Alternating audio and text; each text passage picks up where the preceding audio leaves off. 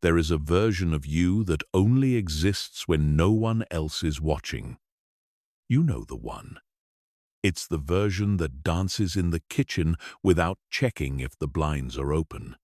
It's the version that laughs too loud at something genuinely funny, instead of measuring the laugh to make sure it looks right. It's the version that says what it actually thinks, instead of running the sentence through a filter first, adjusting it, softening it, cutting the parts that might make someone raise an eyebrow. That version of you is not a fantasy. It is not some idealized future self you have to work years to become. It is who you already are underneath the performance. The tragedy is that most people spend more hours of their life managing how they appear to others than they spend actually living. They rehearse conversations before they happen. They replay conversations after they happen, combing through every word for a mistake. They choose their clothes, their words, their opinions, even their dreams, based on a silent committee of people who are not in the room and who, most of the time, are not thinking about them at all. This book exists to dismantle that committee, not with empty affirmations, not with the hollow advice to simply not care, because if it were that easy, you would have done it already. This is about understanding exactly why your brain built this committee in the first place, what it is costing you every single day that it stays in charge, and how to systematically take your life back from an audience that was never really watching as closely as you believed. By the end of this, you will not just understand the mechanics of approval seeking. You will have a working method to interrupt it in real time. Rebuild your identity on a foundation that cannot be shaken by a stranger's opinion, and start making decisions from a place of internal authority instead of external permission. This is not about becoming careless or cold or indifferent to the people around you. It is about finally becoming free. Consider, for a moment, how strange it actually is that you have spent so much of your life being governed by an audience that cannot see inside your head, cannot feel what you feel, and in most cases, will never know the full weight of what you gave up to keep them comfortable. You have negotiated with people who never knew a negotiation was happening. You have lost arguments to opinions that were never spoken aloud because you conceded before the other person even opened their mouth, simply by imagining what they might say and adjusting yourself in advance. This is the strange mathematics of a life lived for others. The most powerful judge in the room is very often not a real person at all, but a projection, a composite character assembled from every disapproving glance you have ever collected, running in the background of your mind like software you never agreed to install. What makes this book different from a simple pep talk is that it refuses to pretend the fix is instant. Anyone who tells you that you can simply decide to stop caring, as though flipping a switch, is selling you a fantasy that will not survive first contact with real life. What actually works is slower, more deliberate, and far more durable, because it is built on understanding rather than willpower. Willpower fades. Understanding compounds. Every chapter that follows is designed to remove one more layer of the mechanism that keeps you performing, until what remains is not a hardened, indifferent version of you, but the original, unfiltered version that was always there, simply buried beneath years of careful management. Let's begin. Chapter 1. The Ancient Alarm System Inside Your Brain. To understand why you care so much about what others think, you have to stop treating it as a personality flaw and start treating it as what it actually is, a survival mechanism that is thousands of years old. and running in a world it was never designed for. For most of human history, being rejected by your group was not an inconvenience. It was a death sentence. If the tribe cast you out, there was no apartment to move into, no other city to start over in, no way to hunt, gather, or defend yourself alone against predators and rival groups. Exclusion meant exposure, starvation, and often a swift end. So the brain developed an alarm system whose entire job was to monitor social standing constantly, scanning for any sign that you were falling out of favor, being judged, being laughed at, being talked about behind your back. Because in that ancestral environment, those signals were early warnings of a threat to your literal survival. This system did not evolve to make you happy. It evolved to keep you alive by keeping you liked, or at the very least, keeping you from being cast out. And the brain, being extraordinarily efficient at repurposing old machinery for new problems, never got the memo that the world changed. You are not going to be left to die in the wilderness because a coworker thinks your idea in the meeting was mediocre. Nobody is going to banish you from food and shelter because a stranger on the internet disagreed with your opinion. But your nervous system does not know that. It reacts to a raised eyebrow, a slow reply to a text message, a joke you're not sure was actually a joke, with the same ancient alarm that used to mean your life was in danger. This is why social rejection does not just hurt your feelings. It activates regions of the brain associated with actual physical pain. Researchers have found that the same neural pathways that light up when you stub your toe or burn your hand light up when you experience social exclusion. Your brain is not exaggerating when it tells you that being left out, being judged, being laughed at hurts. It genuinely does, at a neurological level, because your brain is treating it as a threat to your physical existence, not just your ego. Once you understand this, something remarkable happens. You stop being ashamed of caring what others think. Shame was never useful here anyway, because you cannot shame a survival instinct into disappearing. What you can do is recognize the alarm for what it is: an outdated system firing false positives constantly because it cannot tell the difference between a genuine existential threat and a stranger's passing opinion that will be forgotten in 11 seconds.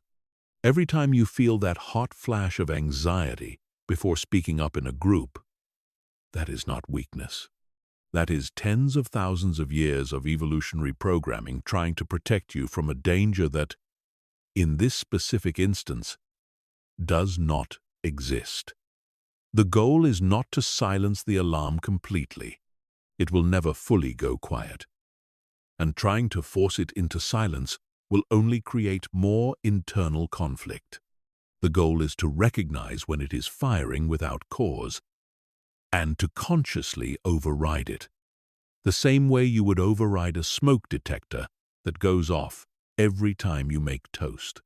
You do not disconnect the smoke detector entirely. You simply learn to distinguish a real fire from burnt bread.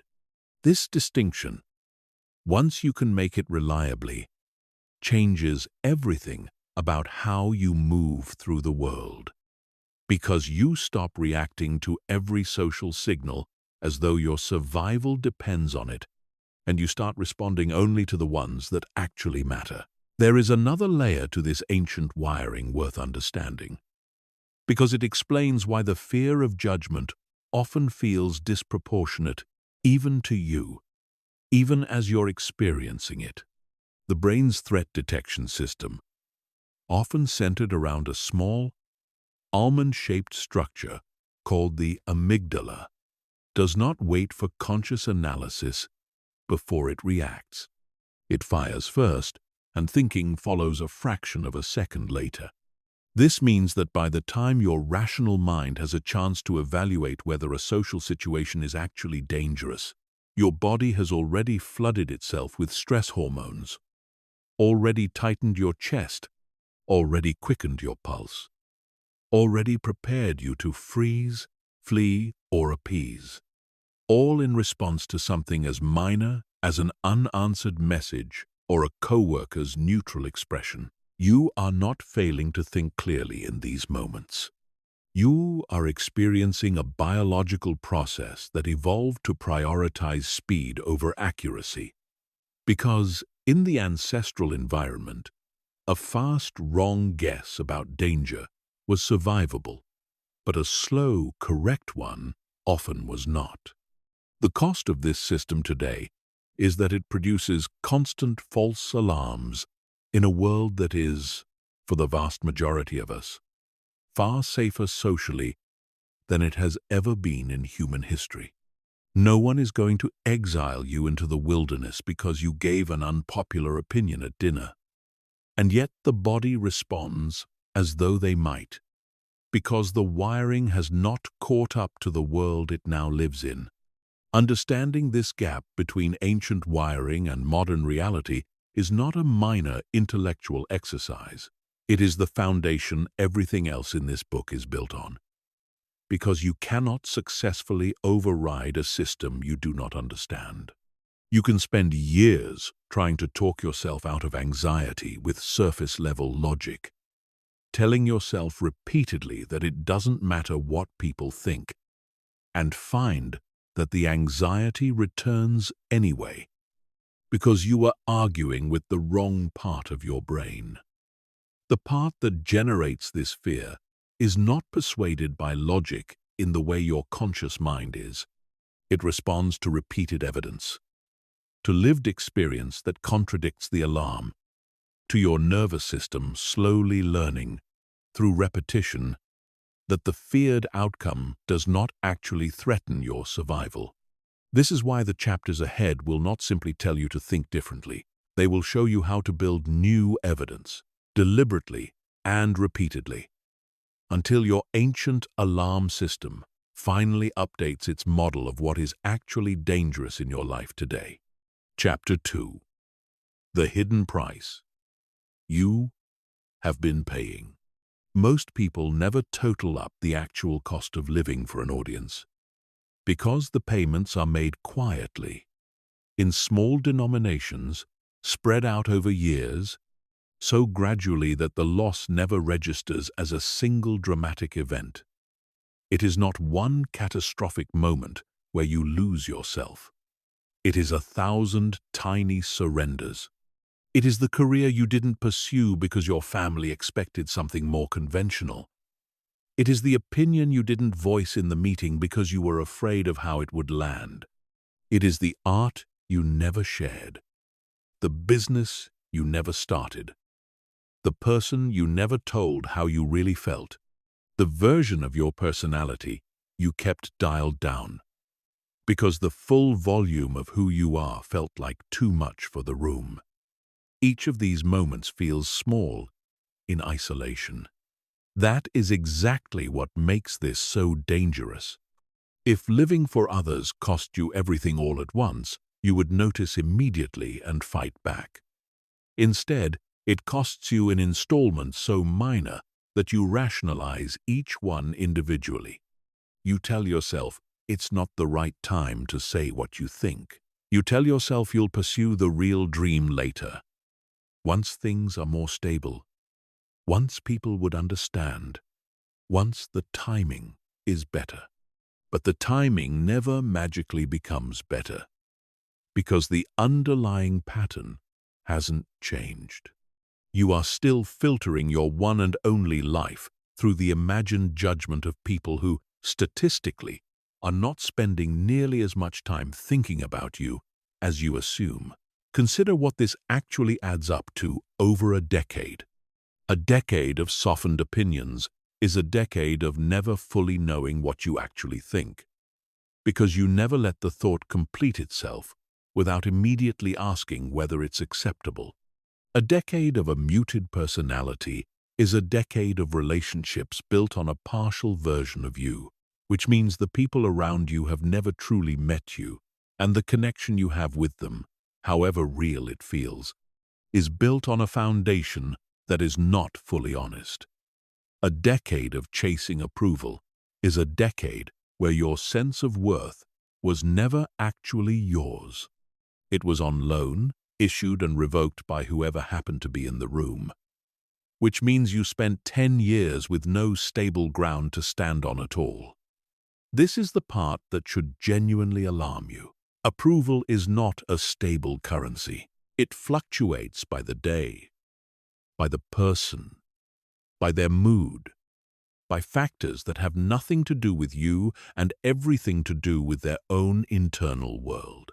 If your sense of self-worth is built on approval, you have built your entire foundation on the single most unstable material available. You are constructing your identity on sand and wondering why you feel like you're constantly sinking. And here is the deeper cost, the one that is easiest to miss, because it doesn't announce itself with pain the way rejection does. It is the slow erosion of your relationship with your own instincts.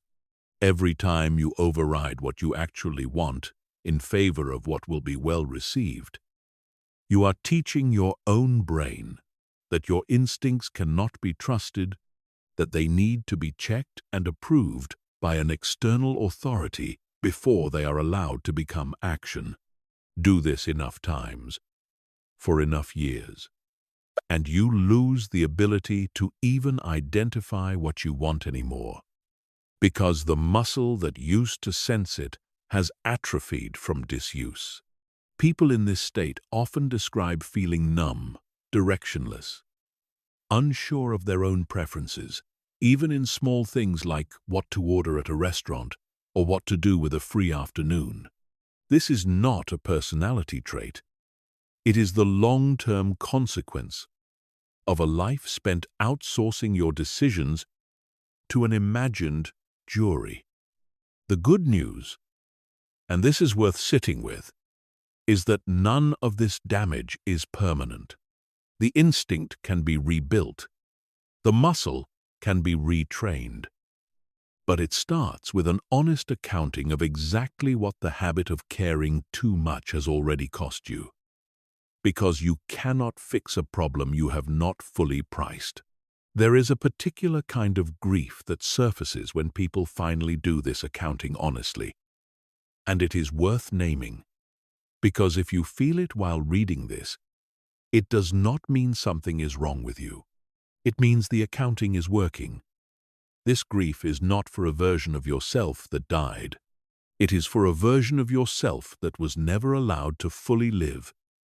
And mourning that version is an important and necessary step, not something to rush past. Many people, when they first confront how much of their life has been shaped by an audience rather than by their own authentic preferences, feel a wave of anger before the grief. Anger at the years spent optimizing for approval instead of fulfillment. Anger at how convincing the pattern was. How invisible it managed to stay for so long while quietly steering every major decision. Let that anger move through you if it comes. It is useful fuel, as long as you don't let it curdle into self-blame. Because the goal here is not to punish yourself for the years already spent living this way. You were doing the best you could with a nervous system that was, as the previous chapter explained, simply running an outdated survival program. The point of the accounting is not self-punishment. It is clarity. And clarity is the prerequisite for change. Consider also the compounding effect this pattern has on your relationships specifically, because it doesn't just cost you personally, it costs the people who actually care about you the chance to know who you really are. When you consistently present an edited, approval-optimized version of yourself, even the people closest to you, the ones who would love the unfiltered version just as much or more, never get access to it. They fall in love with, become friends with. Build a life alongside, a curated performance. And on some level, you know this, which creates its own quiet loneliness, even inside relationships that look successful from the outside. This is one of the cruelest ironies of living for approval. The very connection you were trying to protect by managing how you're perceived is the thing that ends up shallower and less secure, because it was never built on the full truth of who you are to begin with. Real intimacy, the kind that actually makes people feel less alone in the world, requires being seen, not performed for. And performance, no matter how well received, cannot manufacture that feeling no matter how long you sustain it. Chapter 3. The spotlight that was never actually on. There is a well-documented psychological phenomenon called the spotlight effect. And once you understand it, you will never think about social anxiety the same way again. The spotlight effect describes the near-universal tendency to dramatically overestimate how much other people notice and remember about you. In study after study, researchers have found the same pattern. People are convinced others are scrutinizing their appearance, their mistakes, their awkward comment from earlier in the day, when in reality, the people around them noticed a fraction of what they assumed, and overall too ben, and forgot even that fraction almost immediately. In one well-known experiment, participants were asked to wear an embarrassing T-shirt into a room of strangers and then estimate what percentage of people in the room noticed the shirt. The participants consistently guessed a number nearly double the actual percentage who recalled anything about it. The people wearing the shirt were living inside an imagined spotlight, so intense they could barely think about anything else, while the people around them were, unsurprisingly, mostly thinking about themselves. This is the part that is difficult to accept, not because it's complicated, but because it is humbling in a very specific way. You are convinced you are the main character in everyone else's story, when in truth, everyone else is the main character in their own story. And you are at best a supporting extra who appears for a scene or two and is quickly forgotten as their own concerns take center stage again. This is not an insult. It is liberation disguised as a hard truth. Think about your own life for a moment. Think about how much time you spend thinking about other people's minor mistakes, their outfit choices, the thing they said that was slightly awkward 3 weeks ago. If you're honest, the answer is almost none. You were far too consumed with your own thoughts, your own worries, your own version of the spotlight effect running in your own head, to spend meaningful time cataloging someone else's flaws. Everyone is doing this simultaneously, all the time. Which means the audience you are so terrified of disappointing is, in reality, an audience of people who are each individually convinced that they themselves are being watched and judged, and who therefore have almost no bandwidth left to actually watch and judge you. The spotlight you feel burning down on you is not coming from outside. It is coming from inside your own head, and you are both the person holding the light and the person standing beneath it, exhausting yourself in a performance for a crowd that has already turned around to worry about their own reflection. This does not mean no one is ever watching, or that actions have no social consequences. It means the intensity of scrutiny you imagine is almost always wildly inflated compared to the scrutiny that actually exists. And once you can see that gap clearly between the imagined audience and the real one, the fear starts to lose its grip because you are no longer bracing yourself against a threat of that magnitude. You are recalibrating to the actual, much smaller, much less permanent, much less invested audience that is really out there. The next time you feel that flush of anxiety over how something you said or did will be perceived, ask yourself a simple question. In 2 weeks, will the people who witnessed this still remember it? Or will they be consumed with their own version of this exact same fear, running on a loop in their own mind about something you have already forgotten? The answer, almost every time, tells you everything you need to know about how much power you have been handing over to an audience that was never really watching in the first place. It helps to understand why the spotlight effect exists at all. Because, like the ancient alarm system discussed earlier, it is not a random glitch. It is a natural byproduct of how human cognition works. You experience the world entirely from your own vantage point, every single second of every day, with no exception, ever. You have never once experienced life from inside someone else's perspective. This means your own thoughts, your own appearance, your own mistakes are always the loudest, most immediate, most vivid data available to you, simply because you are the one generating and experiencing them directly. Other people's inner experience, by contrast, is invisible to you, which makes it very easy to unconsciously assume that your own prominence in your own mind must be matched by an equal prominence in everyone else's mind. But it isn't, because they are having the exact same experience you are, just centered on themselves instead of on you. This is not a flaw in your character. It is simply what it feels like to be a conscious being who only ever has direct access to one mind.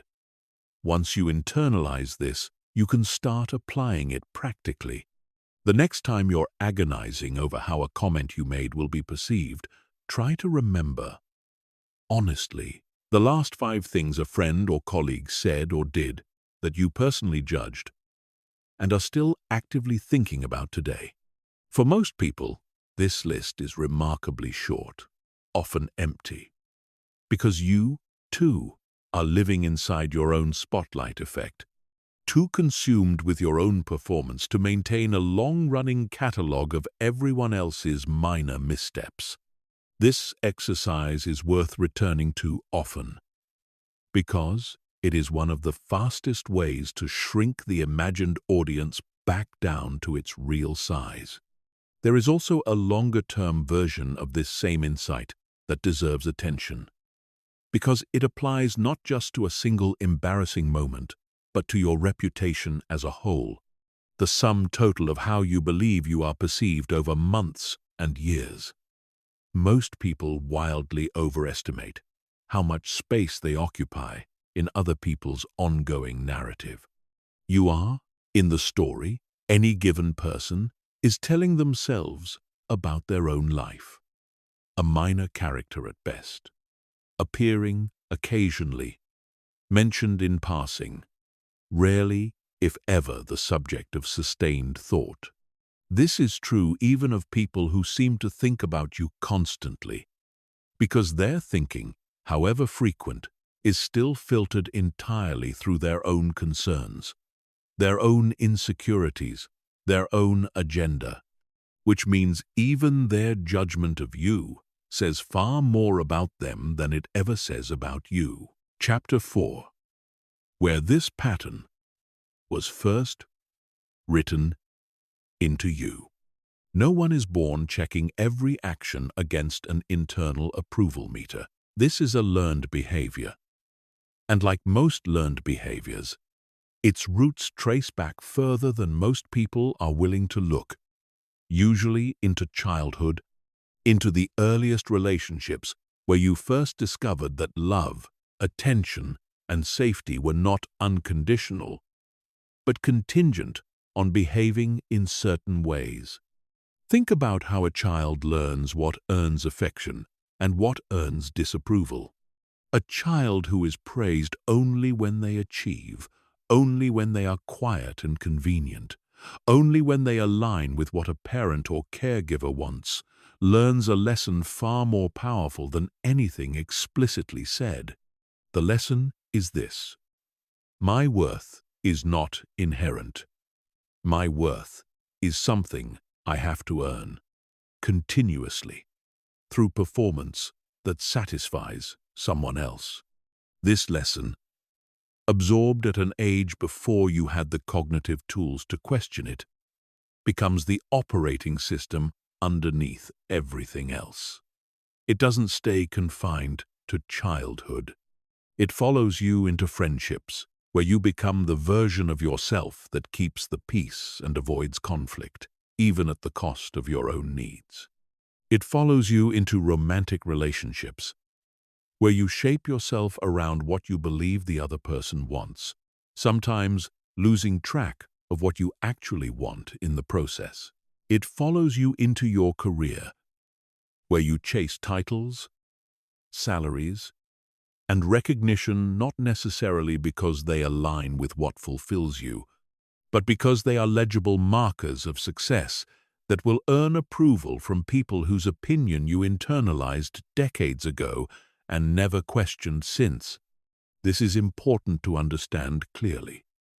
The committee inside your head, the one you consult before every decision, was not built by you. It was built, piece by piece, by the reactions and expectations of people from your past, some of whom may not even be a meaningful part of your life anymore, and yet their voice remains installed in your decision-making process as though they are still standing right beside you, watching, evaluating, ready to withdraw approval the moment you step out of line. Understanding the origin of this pattern is not about assigning blame.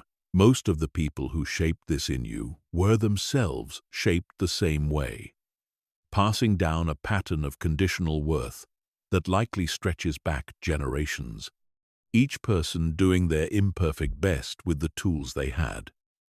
The point of tracing it back is not to build resentment. It is to see the pattern clearly enough to recognize that it was installed, not innate, which means it can be examined, challenged, and ultimately replaced. Here is the question that starts to loosen its grip. Whose voice is actually running the committee in your head right now? When you hesitate before speaking your mind, whose disapproval are you actually afraid of? Very often, when people genuinely sit with this question instead of rushing past it, they discover the voice belongs to someone specific: a parent, a former friend, an old authority figure, someone whose actual opinion of them today may not even matter anymore. And yet, the internalized version of that voice still holds a vote, still gets consulted, still shapes decisions being made decades later. Once you can name the voice, you take away its disguise. It stops masquerading as your own intuition and reveals itself as what it actually is: an old recording, playing on a loop, long after the person who made it has lost any real authority over your life. You cannot silence a voice you refuse to identify. But once identified, once you can say clearly, "This is not my judgment. This is an inherited fear from a specific moment in my past," you gain the one thing that pattern has always depended on you not having: distance. This process of tracing the pattern back to its origin often surfaces a specific category of memory worth paying close attention to. The moments when you first learned that being fully yourself carried a cost. Maybe it was a time you expressed genuine excitement about something and were met with dismissal instead of shared enthusiasm. Maybe it was a moment of honesty that resulted in punishment rather than understanding. Maybe it was simply years of subtle signals, a raised eyebrow here, a disappointed sigh there, none of them dramatic enough to qualify as a single defining event, but cumulatively powerful enough to teach you that the safest strategy was to read the room first and adjust yourself accordingly before ever showing your full hand. These moments, whether singular and sharp or gradual and diffuse, become the template your brain uses going forward, a kind of internal case study. It references every time a new situation resembles the original one closely enough. This is also why certain specific contexts trigger the fear of judgment far more intensely than others. If your original conditioning happened primarily around achievement, you may find that professional settings trigger the most intense fear of being judged, while your personal relationships feel comparatively safe. If your conditioning happened primarily around emotional expression, you may find the opposite, where showing feelings publicly feels riskier than sharing an unpopular opinion at work. Identifying your specific pattern, rather than treating the fear as one uniform blob, allows you to target your energy far more precisely, because the exit strategy for achievement-based conditioning looks different from the exit strategy for emotional expression-based conditioning, even though both stem from the same underlying mechanism of conditional worth. It is also worth acknowledging, honestly, that some of the people who installed this pattern in you may still be present in your life today, which complicates the process considerably because you are not simply dealing with a memory, you are potentially still navigating an active relationship with the source of the original conditioning. This does not mean the work is impossible. It means the work requires an additional layer of boundary setting, a conscious decision to interact with that person today as who they actually are now, rather than reflexively surrendering to the authority they held over you as a child. An authority that, if you look honestly at your life today, they may no longer actually possess at all, except for the power you continue, out of habit, to hand back to them. Chapter 5. The 3 traps that keep you performing. Once the pattern is installed, it does not maintain itself through one single mechanism. It maintains itself through several interlocking traps, each one reinforcing the others, creating a loop that feels less like a choice and more like an inescapable current. Understanding these traps individually is the first step toward finally breaking free of the current altogether. The first is the approval loop. This is the most obvious of the 3, and it works exactly as it sounds. You take an action. You receive a positive reaction, whether that's a compliment, a like, a smile, a moment of validation, and your brain registers that reaction as a reward. Rewards get repeated. So the next time you're deciding how to act, what to say, what to wear, what opinion to share, you unconsciously reach for whatever previously generated approval rather than what genuinely reflects who you are in this moment. Over time, this loop does not just influence your behavior, it starts to overwrite your actual preferences because you have been trained so thoroughly to chase the reaction that you lose track of what you would have chosen without it. The danger of the approval loop is that it never actually satisfies you permanently. Each hit of approval is temporary, which means the loop demands to be fed again and again, an endless chase after a feeling that by design can never accumulate into lasting security because it was never coming from a stable source in the first place. The second trap is the comparison trap. This one operates by constantly measuring your life your choices, your appearance, your achievements against other people, using their apparent success or apparent approval as the yardstick for whether you are doing enough, being enough, living correctly. The comparison trap is particularly vicious because it never runs out of new targets. In previous generations, comparison was limited to your immediate community, the people you actually encountered in daily life. Now, comparison operates against a nearly infinite pool of curated highlight reels, filtered images, and selectively presented lives, which means no matter how well your actual life is going, there is always another data point available to make you feel behind, less than, or somehow doing it wrong. The comparison trap keeps you performing for an audience because it convinces you that your value is relative rather than inherent, that you must constantly benchmark yourself against others to know whether you are acceptable, which guarantees you will never feel settled, because the benchmark is infinite and always shifting. The third trap is the silence trap.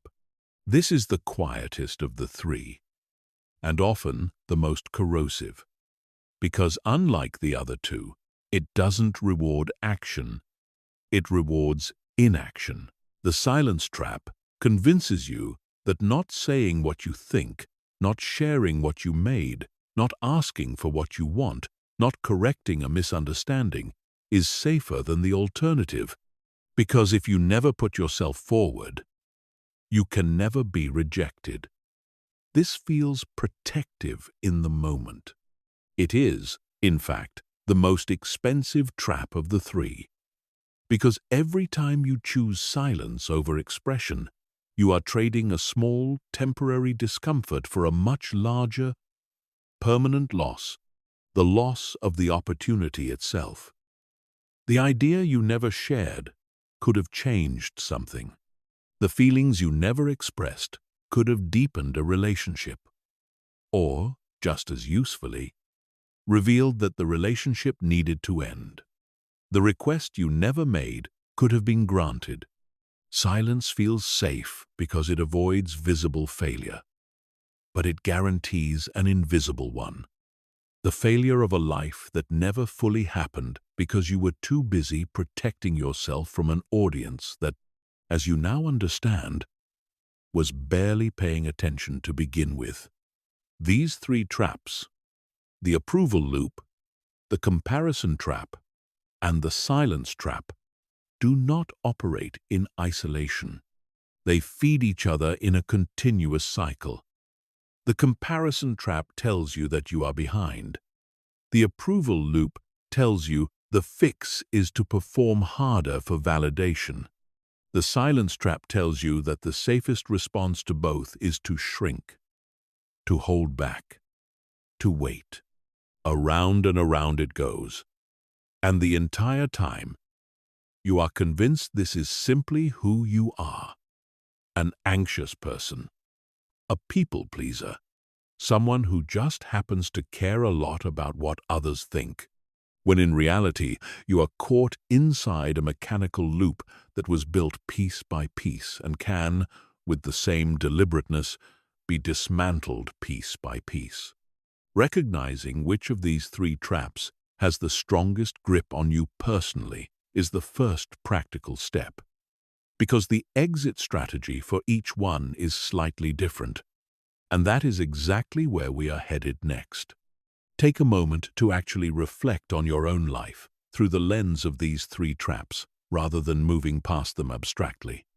Think about the last major decision you made, whether it was about your career, a relationship, or something as small as how you spent a weekend. Was that decision shaped primarily by what genuinely felt right to you? Or can you trace its shape back to one of these three mechanisms operating quietly underneath your reasoning? Most people, when they do this honestly for the first time, are startled by how many of their supposedly independent choices trace back to one of these traps rather than to an authentic internal preference. This is not a reason for despair. It is, in fact, enormously useful information. Because a pattern you can name is a pattern you can begin to interrupt, whereas a pattern that operates invisibly will simply keep running indefinitely, dictating your choices, while you remain convinced they were entirely your own. It is also worth noting that these traps rarely announce themselves with the word fear. They disguise themselves as reasonableness, as practicality, as maturity. The approval loop disguises itself as simply being a considerate, likable person. The comparison trap disguises itself as ambition, as healthy motivation to keep improving. The silence trap disguises itself as patience, as not wanting to make a scene, as waiting for the right moment. Learning to see through these disguises is a skill. And, like any skill, it improves with deliberate practice. Every time you notice yourself making a choice and can ask honestly whether this decision is coming from genuine preference or from one of these three mechanisms in costume, you strengthen your ability to catch the pattern earlier and earlier in the process, until eventually you can interrupt it before it even fully forms, rather than only recognizing it in hindsight after the decision has already been made and the moment has already passed. This is the real work ahead. Not simply understanding these traps intellectually, which you now do, but training yourself to notice them operating in real time, in the actual texture of your daily decisions, so that awareness stops being a one-time insight and becomes an active, ongoing practice. Chapter 6. What confidence actually is. Most people carry around a badly mistaken definition of confidence, and this mistake alone keeps them stuck for years, chasing a version of self-assurance that was never real to begin with. The common assumption is that confidence means the absence of fear, that a confident person walks into a room feeling nothing but calm certainty, immune to the possibility of judgment, untouched by the ancient alarm system described earlier in this book. This definition is not just inaccurate, it is actively harmful, because it sets an impossible standard. If you believe confidence requires the total absence of fear, then every time you feel that familiar flicker of anxiety before speaking up, before sharing your work, before being fully yourself in front of others, you will interpret that flicker as proof that you are not confident, that you have failed before you have even started. This creates a vicious cycle where the presence of a completely normal human emotion becomes evidence of personal inadequacy, which only intensifies the very anxiety you were trying to overcome. The actual definition of confidence, the one that holds up under real scrutiny, is entirely different. Confidence is not the absence of fear. Confidence is the willingness to act in alignment with your values and your authentic preferences, even while fear is present. It is not a feeling you wait to arrive before taking action. It is a decision you make in spite of a feeling that may never fully go away. This distinction changes everything about how you approach the work ahead, because it means you do not need to eliminate the ancient alarm system, the spotlight effect, or the inherited voices from your past before you can start living differently. You simply need to stop waiting for their permission. Every person you have ever admired for their apparent confidence, every public figure, every leader, every artist who seems to move through the world, unbothered by judgment, still experiences some version of that same internal alarm. The difference is not that their alarm is quieter. The difference is that they have practiced repeatedly the specific skill of acting anyway, of treating the fear as background noise rather than as a stop sign. This is genuinely good news, because it means confidence is not a fixed trait that some people are born with and others are permanently excluded from. It is a skill built through repetition, the same way any other skill is built, through deliberate practice, performed slightly outside your comfort zone, over and over, until the nervous system slowly updates its model of what is actually dangerous. There is a second common misunderstanding about confidence worth addressing directly, which is the belief that confidence must be validated externally before it can be considered real. Under this flawed model, you are only allowed to feel confident about something once other people have confirmed it is deserved. Once you have received enough praise, enough success, enough proof that your instincts were correct, this model guarantees you will always feel one achievement behind actual confidence. Because the moment you receive external validation for one thing, the goalposts move to the next uncertain territory, and the requirement for proof resets all over again. Genuine confidence works in the opposite direction. It does not wait for external proof. It generates its own internal proof through the simple, repeated act of following through on your own judgment, regardless of whether anyone else witnessed it or approved of it. Every time you make a decision based on your own authentic assessment of a situation, rather than on an attempt to predict and satisfy an imagined audience, and then follow through on that decision, you are making a small deposit into an internal account of self-trust. This account does not depend on outcomes being universally praised. It depends only on the consistency between what you decided and what you actually did. Over time, this account compounds exactly the way any of the compounding principles from your other work on discipline and consistency compound, until you reach a point where your relationship with your own judgment is strong enough that outside approval becomes a pleasant addition rather than a required ingredient.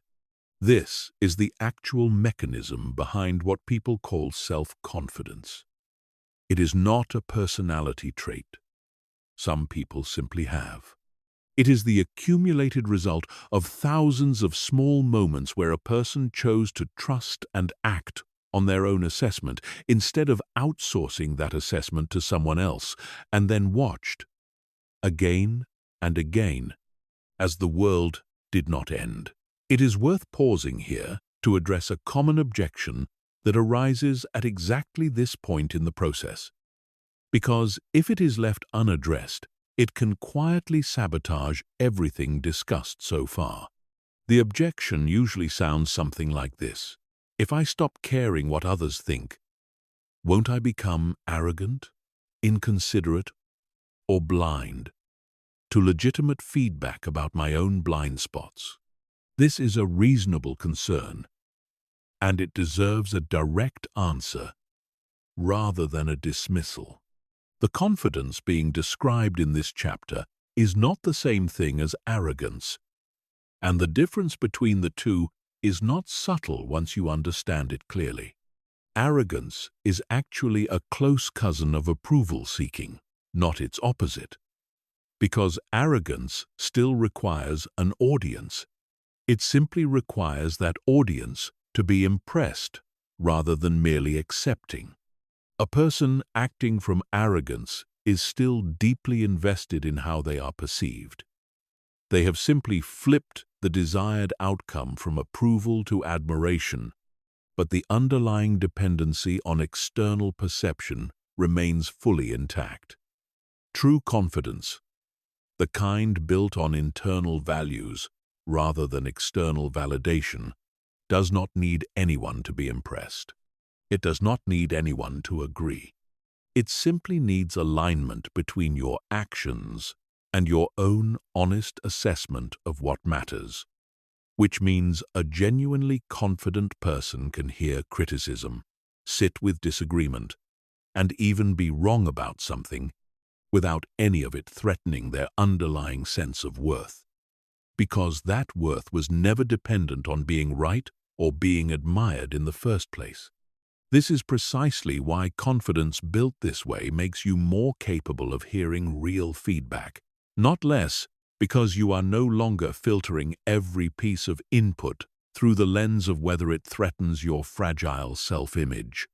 You can simply evaluate whether the feedback is accurate and useful, and act on it if it is, without the entire process being clouded by defensiveness. Chapter 7. The Daily Practices that Rebuild Your Instincts. Understanding the mechanics behind approval seeking is necessary, but understanding alone will not change your life if it stays purely theoretical.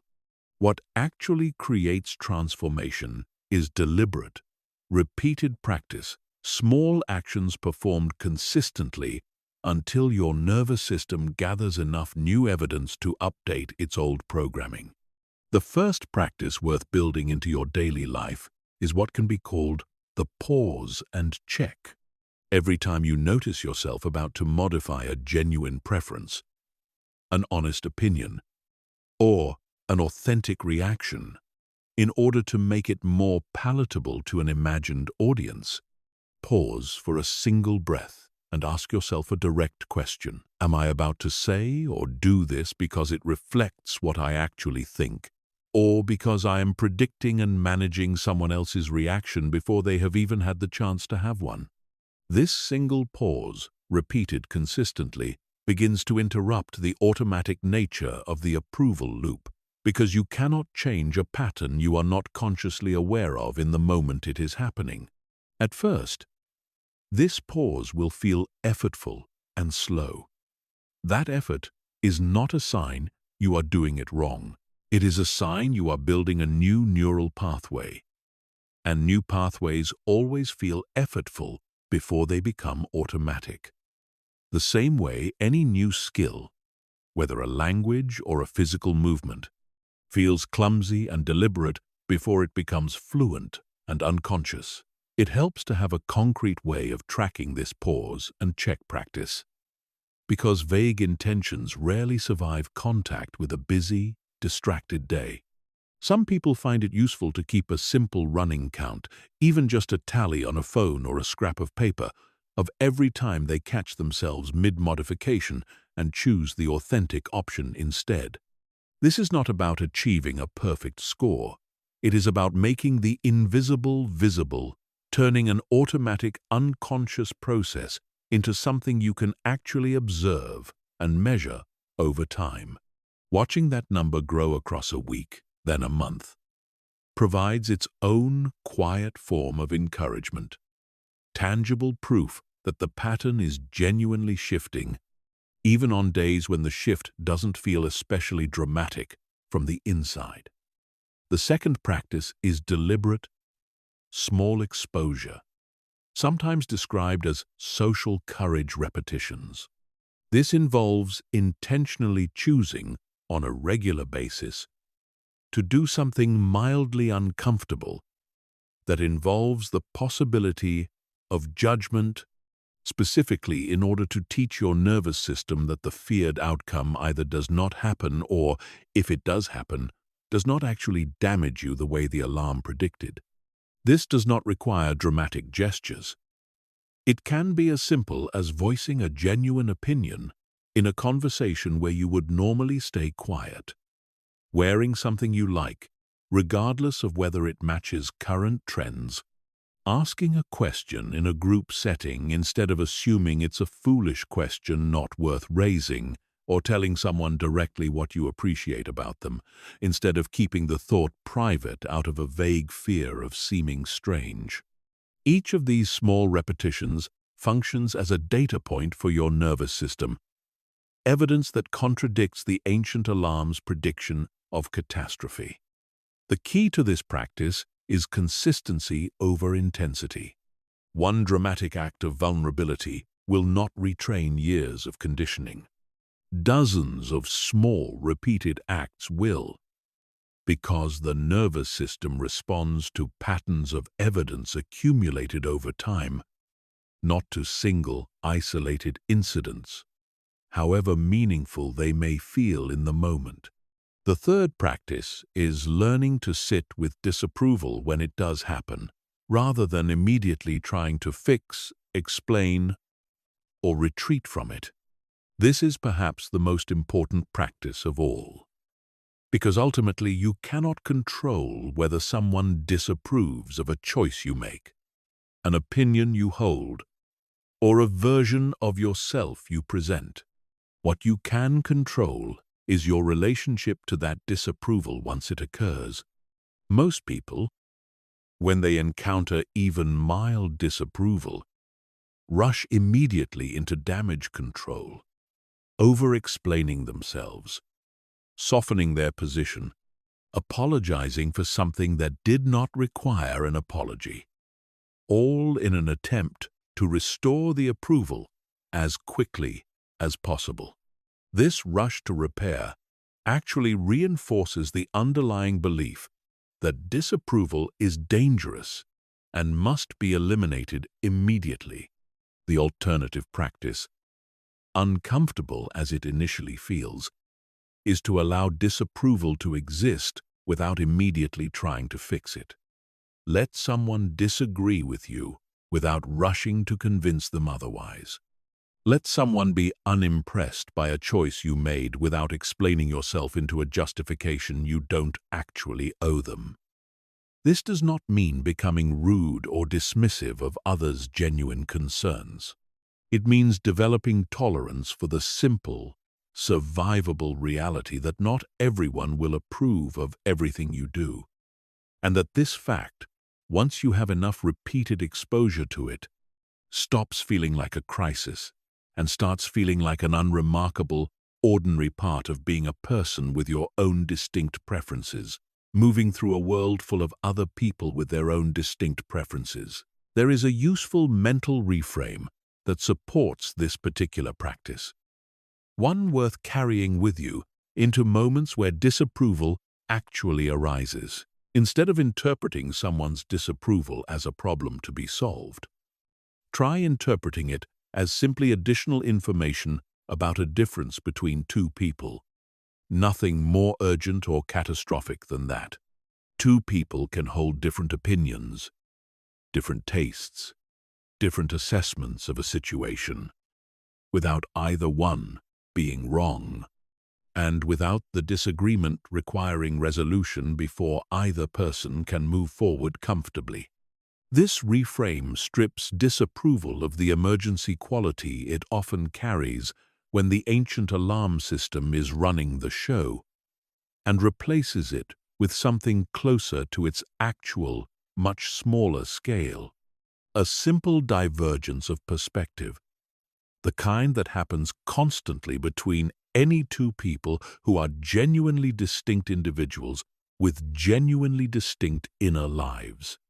The more you practice sitting inside this reframe, the less each individual instance of disapproval demands from you, and the faster you are able to return your attention to what actually matters, your own values, your own next action, rather than remaining stuck trying to close a gap between your perspective and someone else's that may never fully close and does not actually need to. The fourth and final practice worth building is a regular habit of identity journaling, a consistent practice of writing down, privately, what you actually think, feel, and want, completely separate from any consideration of how it would be received if shared. This practice matters because, as discussed earlier, years of approval seeking can erode your ability to even identify your own authentic preferences, having spent so long filtering every thought through an external lens that the original, unfiltered thought becomes harder to locate. regularly writing without an audience, even an imagined one, without editing for how it sounds, without softening conclusions to make them more acceptable, rebuilds the muscle of accessing your own honest perspective. Over time, this practice becomes a private laboratory where you can reconnect with what you actually believe, want, and value, independent of what would be well received, which then makes it significantly easier to bring that same honesty into your actual lived public life. These 4 practices, the pause and check, deliberate small exposure, sitting with disapproval, and identity journaling, work best when treated not as a checklist to complete once, but as an ongoing rotation, woven into the actual texture of your daily life, rather than confined to a single session of self-improvement. It is worth being realistic about the timeline here as well, because unrealistic expectations about speed are one of the most common reasons people abandon this kind of work prematurely. The nervous system that built these patterns over years, sometimes decades, will not fully rewire itself in a matter of days or even weeks. Meaningful, durable change through practices like these typically unfolds over months, sometimes longer, with progress that rarely feels linear. There will be days where the old fear feels completely gone, replaced by a sense of ease and authenticity that feels almost effortless. And there will be other days, sometimes triggered by nothing you can immediately identify, where the old alarm reasserts itself with surprising intensity, and you find yourself right back in the familiar pattern of managing, softening, performing. This is not evidence that the work has failed. It is simply the actual, non-linear shape that this kind of change takes in every person who has ever successfully gone through it. The measure of progress is not the complete absence of old patterns showing up occasionally. The measure of progress is the growing frequency with which you catch the pattern. The shrinking gap between falling into old behavior and noticing it, and the increasing speed with which you can redirect yourself back toward alignment with your actual values once you do notice. Track that trajectory rather than expecting a permanent, flawless transformation, and you will find the process far more sustainable and far less discouraging than if you had set the bar at total, uninterrupted mastery. Chapter 8. Building an identity that cannot be shaken. Everything discussed so far has been about dismantling the old pattern, understanding where it came from, recognizing the traps that sustain it, and building new evidence through repeated practice. But dismantling an old structure is only half the work. If you tear down the foundation of approval-based worth without building something to replace it, you risk leaving yourself in a kind of directionless void, technically free from the old pattern but with nothing solid to stand on instead. This is why the next essential step is deliberately constructing an identity rooted in something more stable than external validation. An identity built on your own defined values, so that when judgment comes, and it will come, because it is an unavoidable part of existing among other people, you have something firm to stand on that does not shift depending on who is in the room. Building this kind of stable identity starts with clearly identifying your own core values, not the values you have absorbed from others, not the values that would look impressive if listed on a resume or a social media profile, but the values that genuinely matter to you when no one else is watching or grading the answer. This requires honest reflection, often uncomfortable, because it means separating what you actually believe from what you have simply inherited without ever fully examining. Ask yourself what you would still care about, still pursue, still consider important, even if you knew with absolute certainty that no one would ever find out, praise you for it, or judge you for it either way. The answers that survive this filter, the things you would still want even in complete anonymity, are much closer to your authentic values than anything shaped primarily by a desire to be seen a certain way. Once you have identified these core values, whether that's honesty, creativity, growth, connection, contribution, or whatever genuinely resonates for you personally, the next step is using them as your primary internal compass for decision-making, rather than defaulting to the question of how a choice will be perceived. This is a fundamental shift in the basic architecture of how you make decisions. Instead of asking, "What will people think?" the governing question becomes, "Does this align with what I actually value?" This single substitution, practiced consistently, gradually rebuilds your entire decision-making process on a foundation that cannot be destabilized by any single person's opinion, because your compass is no longer pointing toward an external, ever-shifting audience. It is pointing towards something internal and consistent, something that remains stable regardless of who happens to be watching on any given day. An identity built this way also changes your relationship to failure and rejection in a profound way. Because failure and rejection stop being verdicts on your worth and start being simply information about outcomes. If your sense of self depends on approval, then any rejection or criticism becomes an existential threat, evidence that you are fundamentally inadequate. But if your sense of self is anchored in your own values, then a rejected idea, a critical review, a relationship that doesn't work out, becomes something entirely different. It becomes data about a specific outcome in a specific situation. Unpleasant, perhaps, disappointing, perhaps, but not a referendum on your fundamental worth as a person.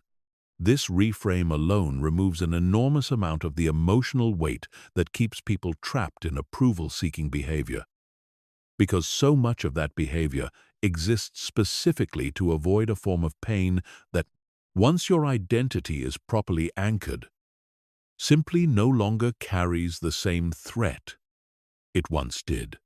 It's also worth understanding that building a values-based identity does not mean becoming rigid or closed off to feedback.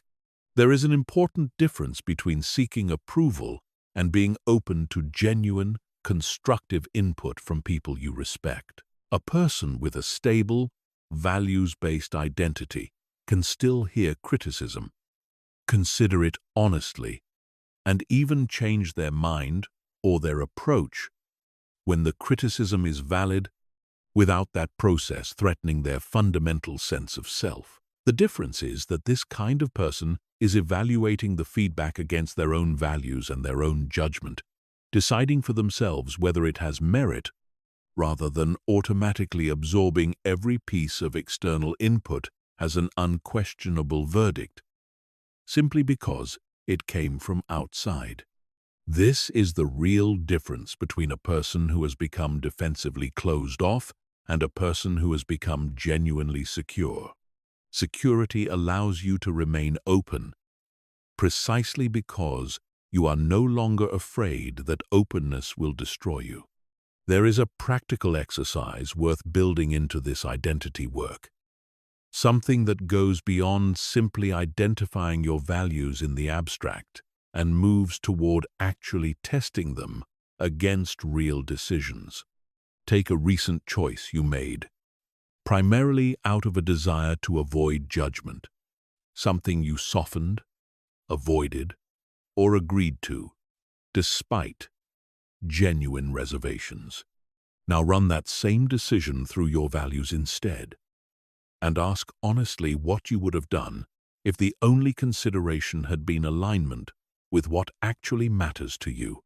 Often, the gap between what you actually did and what your values would have suggested is where the real work lives, because it reveals exactly how much ground the old approval-based pattern still holds in your day-to-day decision-making. This is not an exercise designed to generate guilt about past choices. It is designed to build a clearer, more concrete map of where the transition from external to internal authority still needs deliberate attention. It is also worth recognizing that a values-based identity does not mean you will never again feel the pull of wanting approval. That pull is, as established earlier, wired deeply into your biology, and it would be unrealistic to expect it to disappear entirely simply because you now understand its mechanics.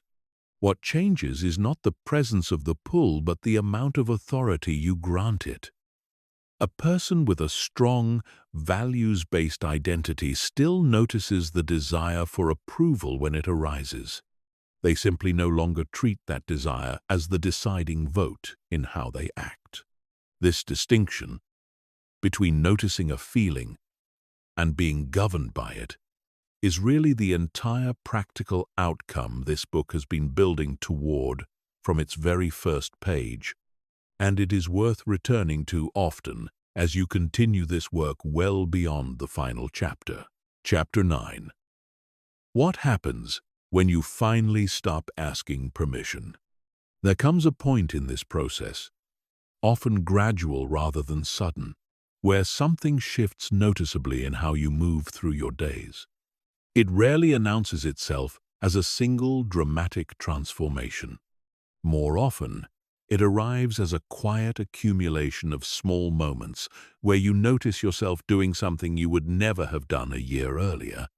Speaking honestly in a conversation you would have previously navigated with careful diplomacy designed purely to avoid disapproval, wearing or saying or pursuing something simply because it is genuinely yours, without first running it through the old committee for approval. The first thing most people report noticing, once this shift begins to take hold, is an almost disorienting increase in available mental energy. It is difficult to fully appreciate, until you experience the absence of it, just how much cognitive and emotional bandwidth is consumed by constant social monitoring, by the endless background process of predicting reactions, managing impressions, and rehearsing justifications for choices that never actually required justification in the first place. When that background process finally quiets down, even partially, the freed-up capacity is often redirected, sometimes without conscious effort, toward things that actually matter, toward creative work, toward deeper presence in relationships, toward pursuing goals that reflect genuine interest rather than a desire to look accomplished. People frequently describe this as feeling like they can finally think clearly for what feels like the first time in years, not because their intelligence changed, but because an enormous amount of processing power that was previously devoted to an invisible, unpaid job managing an imagined audience has been returned to its rightful owner. The second shift people notice is a change in the quality of their relationships. And this often surprises people who worried that caring less about others' opinions would somehow make them worse at connecting with people. The opposite tends to happen. When you stop performing an approval-optimized version of yourself and start showing up as your actual self, the relationships that survive this transition deepen considerably because they are now built on an accurate picture of who you are rather than a curated one. Some relationships, it's worth being honest about this, do not survive the transition, and this can initially feel like a loss, but it is more accurately understood as a clarification. Relationships that were only sustainable because you were suppressing parts of yourself were never as solid as they appeared. And their ending, while sometimes painful, removes a source of chronic, low-grade exhaustion that came from constantly managing yourself around someone who was never actually connecting with the real you to begin with. Meanwhile, the relationships that do survive, and the new ones that form once you are operating from this more authentic place, tend to feel fundamentally different, more relaxed, more genuinely intimate, because both people are finally interacting with reality instead of a performance. The third, and perhaps most significant shift, is the compounding effect this has on your actual life trajectory over time. Every decision you make from a place of authentic values rather than approval-seeking moves you incrementally closer to a life that actually fits who you are, while every decision made purely to satisfy an imagined audience moves you, often invisibly, further away from that same life. Over months and years, these small directional differences compound into dramatically different outcomes. The person who consistently chooses authenticity over approval ends up, gradually and then unmistakably, living a life that reflects their actual values, their actual interests, their actual priorities, while the person who continues optimizing for external validation ends up, often to their own surprise and disappointment, much later, having built an entire life around satisfying an audience that was never actually paying as much attention as they assumed, an audience that, as established earlier in this book, was mostly preoccupied with managing its own version of this exact same fear. There is one more dimension of this shift worth naming directly, because it often surprises people the most, and that is the change in how you experience solitude. For someone deeply entrenched in approval-seeking patterns, time alone can feel oddly uncomfortable, almost aimless, because so much of their internal activity has been organized around the presence, real or imagined, of an audience. Without that audience to perform for, even briefly, there can be an unsettling quiet, a sense of not quite knowing what to do with yourself when no one is there to react. As the shift described throughout this book takes hold, that discomfort tends to transform into something closer to genuine ease. Solitude stops feeling like an absence of validation and starts feeling like an absence of performance, which, once you have practiced enough authenticity, even in the presence of others, becomes simply a continuation of how you already are, rather than a jarring contrast to it. People who have done this work often describe their alone time becoming some of the most valuable time in their week. Not because they have become isolated or withdrawn from others, but because it is in solitude that the authentic self, no longer needing to be managed or presented, gets the clearest, most uninterrupted expression.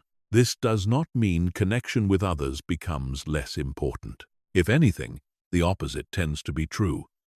Because a person who is genuinely comfortable with themselves in solitude brings a different quality of presence into their relationships, one that is not quietly seeking reassurance or validation from every interaction, but is simply fully there, available for genuine connection, rather than distracted by an ongoing internal performance review.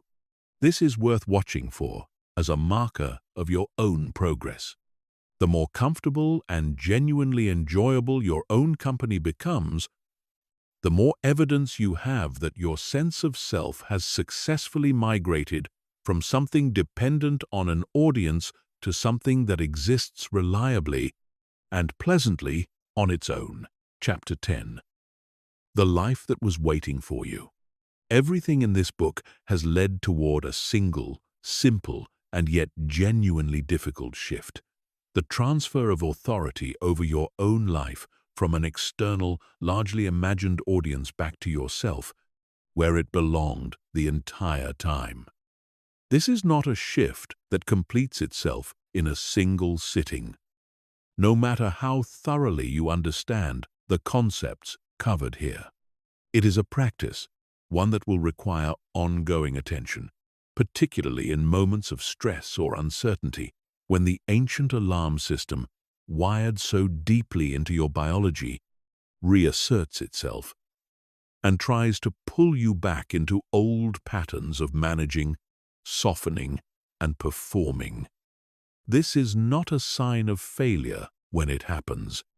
It is simply what it looks like to be a human being with a nervous system that took years to build its current patterns and will take sustained, patient effort to meaningfully change. The goal was never to arrive at a permanent state of complete indifference to every opinion anyone ever holds about you. That would not be freedom. It would be a different kind of disconnection, a loss of the very empathy and social awareness that makes relationships meaningful in the first place. The actual goal, the one this entire book has been building toward, is discernment. The ability to distinguish between feedback that genuinely matters from people whose judgment you respect and whose insight can help you grow, and the reflexive, undifferentiated fear of judgment from everyone, everywhere, at all times, regardless of whether their opinion has any real bearing on your life or values. Once you can make that distinction reliably, you gain something far more valuable than simple confidence. You gain the ability to choose, deliberately and consciously, whose input actually deserves a seat at your table, rather than allowing every voice, remembered or imagined, past or present, invited or not, equal and unquestioned authority over your decisions. It is worth revisiting, one final time, the full arc of what has been covered across these chapters, because seeing the shape of the whole journey often clarifies the path forward more than any single piece viewed in isolation. It began with understanding that the fear of judgment is not a personal flaw, but an ancient survival mechanism, one that fires constantly in a modern world it was never designed for. From there, the cost of living inside that fear was made explicit. The small, quiet surrenders that accumulate over years into a life shaped more by an imagined audience than by genuine preference. Then came the spotlight effect, the recognition that the audience you have been performing for is far smaller, far less attentive, and far less invested than your own mind has convinced you it is.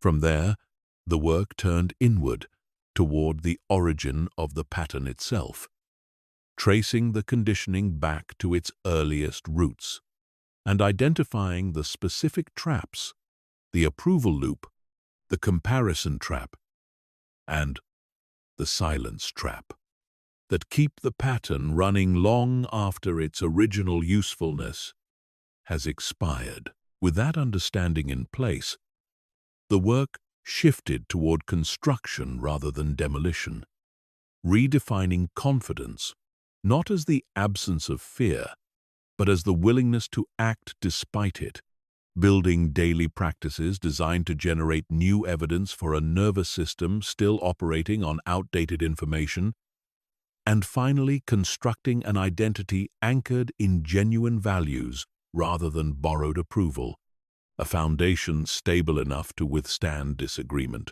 criticism, and the ordinary friction of being a person among other people.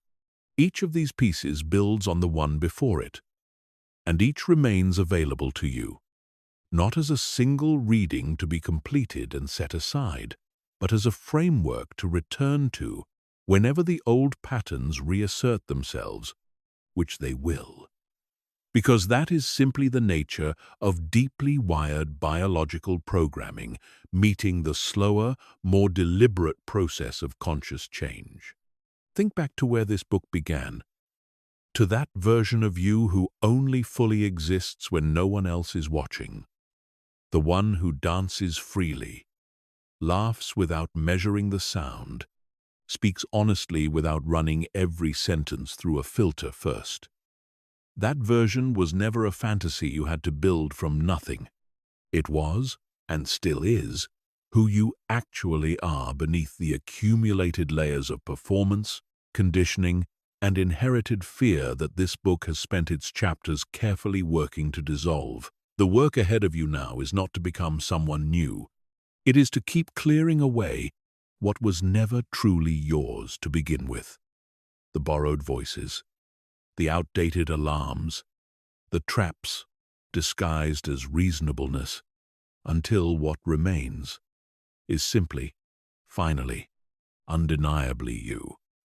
This will not always feel comfortable. Growth rarely does. There will be moments, even after everything covered in this book, where the old fear returns, where you catch yourself softening an opinion or hesitating before an honest word. And in those moments, the most useful thing you can do is not to judge yourself harshly for the relapse, but to simply notice it, gently redirect, and continue. Progress here is not linear, and it does not need to be perfect to be real. Every single time you choose your own honest values over an imagined audience's approval, no matter how small the moment, you are casting a vote for the kind of person you are becoming, and votes, cast consistently enough over time, eventually determine the outcome. The life that was waiting for you, the one where you speak honestly, pursue what genuinely interests you, and stop editing yourself down to fit an audience that was mostly imagined all along, is not somewhere far in the future, contingent on becoming a different, braver version of yourself. First, it is available to you starting with your very next decision, the next moment you choose alignment with your own values, over the endless, exhausting performance for a spotlight that, as you now understand clearly, was never really shining as brightly as you believed. The choice, as it always has been, is yours. Before this ends, one final thought deserves to be said plainly. Because it is easy, after so many chapters of careful analysis, to lose sight of the simplest and most important truth underneath all of it. You were never actually broken. You were never a person who simply lacks confidence, who is just naturally anxious, who was somehow built without the capacity to live boldly and honestly. What you had was a nervous system doing exactly what it was designed to do, protecting you from social exclusion in the only way it knew how, using tools built for a world that no longer exists in the same form. There is nothing shameful in that. It is simply the inheritance of being human, shared by every single person who has ever felt the sting of imagined judgment, which is to say, shared by every person who has ever lived. The work described in this book is not about fixing a defect. It is about updating a system that served its original purpose well and now needs conscious, deliberate revision to serve you properly in the actual life you are living today. Give yourself the same patience you would offer anyone else undertaking a genuinely difficult, worthwhile change. There will be setbacks. There will be days the old fear feels as loud as it ever did. None of that erases the progress being made underneath the surface, in the slow, quiet accumulation of small choices made in alignment with who you actually are rather than who you believed you needed to be for an audience that, as you now understand deeply, was never watching quite as closely as it felt. Somewhere ahead of you is a version of your life fuller, freer, and more honestly yours than the one you have been living. Not because circumstances need to change first, not because you need permission from anyone, but because the only thing that was ever truly standing between you and that life was the belief that someone else's opinion mattered more than your own. That belief, examined closely enough, does not survive scrutiny. And once it falls away, what remains is simply you, finally free to begin. Chapter 11. Boundaries without guilt. One of the clearest signs that the old pattern of approval-seeking still holds significant power over your life is the presence of guilt every time you set a boundary. If saying no to a request, declining an invitation, or asking someone to change a behavior that affects you leaves you feeling as though you have done something wrong, even when the boundary itself was entirely reasonable, this is a direct signal that your sense of worth is still tangled up with other people's comfort, rather than anchored in your own values. This connects directly back to everything established in the earlier chapters of this book, because a boundary is, at its core, one of the clearest possible tests of whether your identity has genuinely shifted toward internal values, or whether it remains, despite intellectual understanding, still anchored primarily in external approval. It is one thing to understand, in the abstract, that your worth does not depend on universal approval. It is another thing entirely to hold that understanding steady in the specific, immediate moment when someone you care about reacts with visible disappointment to a limit you have just set. Boundaries function almost like a pressure test for every principle covered so far, revealing with unusual clarity exactly how much old programming remains active beneath the level of conscious belief. Boundaries are not acts of aggression, and they are not selfish impositions on the people around you. A boundary is simply an honest communication of what you need in order to remain healthy, respected, and functional within a relationship. And honest communication of this kind is one of the most fundamental requirements of any relationship that is going to last and remain genuine over time. The discomfort that arises when setting a boundary is almost never a sign that you are doing something wrong. It is, far more often, a sign that you are doing something unfamiliar, something the old pattern trained you to avoid, because unfamiliar territory, particularly territory that risks another person's disapproval, was flagged by the ancient alarm system as dangerous. This means the guilt you feel when setting a boundary is frequently not moral guilt at all, the kind that arises when you have genuinely wronged someone. It is anticipatory guilt, a preemptive punishment your own mind delivers in advance of a disapproval that may not even materialize. And even if it does materialize, does not actually mean the boundary itself was wrong.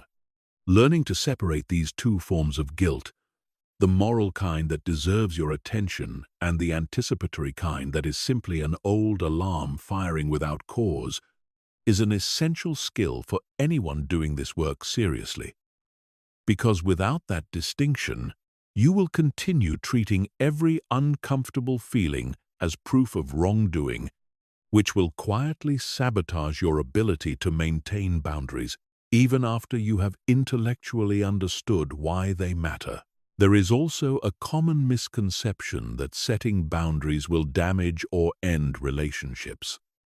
And while it is true that some relationships cannot survive a boundary, it is worth examining honestly what that actually reveals. A relationship that only functions because one person continuously suppresses their own needs in order to avoid the other person's disapproval was never a fully healthy relationship to begin with, regardless of how pleasant it may have felt on the surface. Genuine, resilient relationships, the kind actually worth investing in long-term, can withstand a reasonable boundary. They may require an adjustment period, an uncomfortable conversation, some renegotiation of expectations, but they do not collapse entirely simply because one person expressed an honest need. If a relationship does end, specifically because you introduced a reasonable boundary, this is difficult in the moment, but it is also valuable information delivered earlier rather than later, sparing you years of continued suppression in a dynamic that was never going to accommodate the real you regardless of when the boundary was finally introduced. Practically speaking, boundaries are most effective when they are stated clearly, without excessive justification or over-explanation, because over-explaining is often itself a symptom of the approval-seeking pattern, an unconscious attempt to make the boundary so airtight and reasonable-sounding that the other person cannot possibly object. A boundary does not require a defense. It requires only clarity. Stating your need plainly, without a lengthy preamble of apologies and justifications, communicates something important beyond the content of the boundary itself. It communicates that you consider your own needs legitimate without requiring external permission to consider them so, which is, in essence, the entire foundation this book has been building toward from its opening pages. There is a particular category of boundary worth addressing specifically, because it tends to generate more guilt than almost any other. And that is the boundary set with someone you love, someone whose good opinion genuinely matters to you, and whose disappointment, unlike the incidental disapproval of a stranger, carries real emotional weight. It is important to be clear that the presence of love does not eliminate the need for boundaries. It actually makes them more important, because unaddressed resentment, the kind that accumulates when needs go unspoken indefinitely in the name of preserving harmony, tends to do far more damage to a close relationship over time than the temporary discomfort of an honest boundary ever could. Loving someone does not require the erasure of your own needs on their behalf, and a relationship that genuinely depends on that erasure is not actually being protected by your silence. It is simply having its underlying problems postponed and compounded for a later date, one that usually arrives eventually in a far less manageable form than if the boundary had been addressed honestly from the start. It is worth addressing, too, the specific fear that often accompanies boundary setting in close relationships, the fear of being labeled selfish, difficult, or unkind, simply for stating a need clearly. This label, when it comes, deserves examination rather than automatic acceptance, because there is an important difference between genuine selfishness, which involves disregarding others' legitimate needs entirely in favor of your own, and healthy boundary setting, which simply involves including your own legitimate needs in a conversation that had previously excluded them. Someone accustomed to your unconditional accommodation may initially experience any boundary as a loss, and may describe that loss using language like selfish or difficult, not because the boundary was actually unreasonable, but because they are grieving the disappearance of a dynamic that, however comfortable it was for them, was never sustainable or fair to you in the first place. Recognizing this dynamic for what it is allows you to hold your boundary with compassion for the other person's adjustment period, without mistaking their initial discomfort for proof that you have done something wrong. A boundary that is met with genuine, sustained hostility from someone who refuses to ever adjust to it over time is telling you something important about that relationship, but a boundary that is initially met with mild discomfort, followed by eventual accommodation, is simply telling you that the relationship is healthy enough to absorb an honest need, which is exactly the kind of relationship worth investing your energy into over the long term. Chapter 12. Learning whose opinion actually counts. A crucial distinction that separates a mature relationship with other people's opinions from a purely defensive rejection of all feedback is the ability to accurately sort the voices around you into categories that deserve different levels of attention. Treating every opinion as equally irrelevant is not actually freedom. It is simply a different, less obvious version of the same undifferentiated reactivity that characterized the original problem, except now everything is dismissed instead of everything being obeyed. Genuine discernment requires building a working framework for deciding, with some consistency, whose input genuinely deserves consideration, and whose input can be acknowledged and released without further processing. This kind of discernment is not something most people are ever explicitly taught, which is part of why so many otherwise thoughtful, intelligent people continue treating every voice around them as though it carries identical authority, simply because no one ever handed them a framework for telling the difference. Without such a framework, the default setting tends toward one of two equally unhelpful extremes.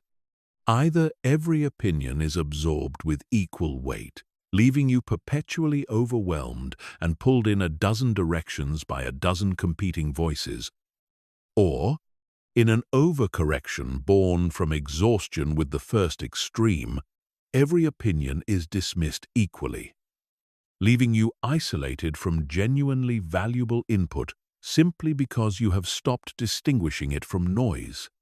The framework offered in this chapter exists specifically to avoid both extremes, giving you a deliberate, repeatable method for sorting signal from noise, rather than leaving that sorting process to chance or to whichever voice happens to be loudest or most recent. The first category worth identifying is what might be called earned authority, people who have demonstrated, through relevant experience, expertise, or a track record of genuinely caring about your well-being, that their perspective carries real informational value on a specific topic. A mentor with direct experience in a field you are entering. A close friend who has consistently shown honest, well-intentioned feedback over years. A professional whose specific expertise applies directly to the decision at hand. These are voices worth genuinely weighing because their input is grounded in something beyond a passing, uninvested reaction. This does not mean their opinion should automatically override your own judgment, but it does mean their feedback deserves real consideration rather than the same reflexive dismissal you might reasonably apply to a stranger's passing comment. The second category is what might be called incidental opinion. The reactions of people who have no particular expertise relevant to the situation, no long-term investment in your well-being, and no meaningful stake in the outcome of your decision. This includes most strangers, most acquaintances, most of the anonymous or semi-anonymous commentary that circulates in public and digital spaces. Incidental opinion is worth noting, occasionally worth reflecting on if a pattern emerges across many independent sources. But it does not deserve the same weight as earned authority, and treating it as though it does is one of the most common reasons people remain trapped in exhausting cycles of trying to satisfy an audience that has no genuine stake in their outcome at all.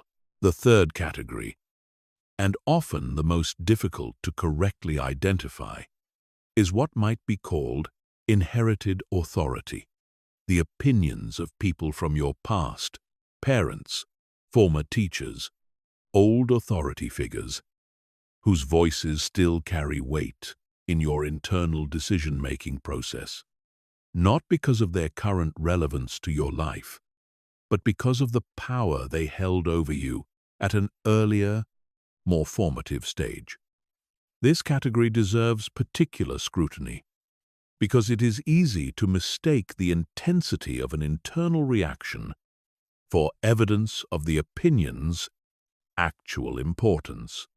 when in reality the intensity is often just a holdover from a time when that person's approval genuinely did control significant aspects of your safety and well-being. A useful practice: when you notice yourself reacting intensely to a piece of feedback, is to pause and honestly ask which category it actually belongs to. Is this earned authority, a person with real, current relevance and genuine investment in your well-being? Is this incidental opinion a reaction from someone with no particular stake or expertise? Or is this inherited authority an old voice from your past, claiming a level of current relevance it may no longer actually possess?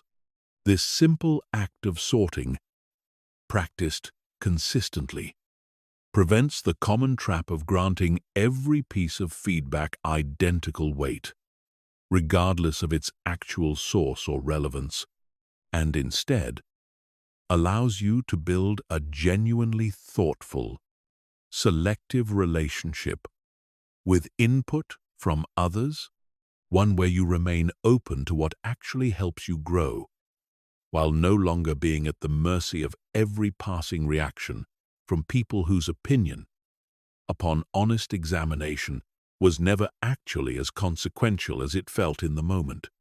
It is worth adding a fourth, smaller category to this framework, one that is easy to overlook: opinions rooted in someone else's fear, rather than in any genuine assessment of your situation.